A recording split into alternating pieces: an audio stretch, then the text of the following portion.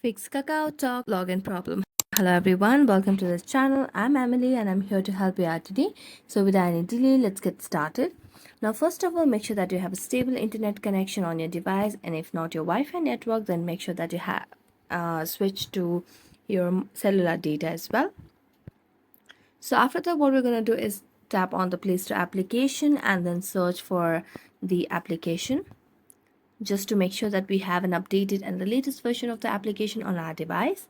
After that, as you can see, it is updated to its latest version. We're going to go back and tap on the app, make a long press and then tap on app info.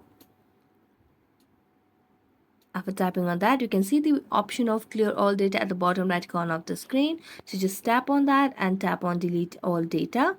Next, tap on app permissions and you can make sure to allow and toggle on the option for all these required options that are required for the functioning of the application on your device.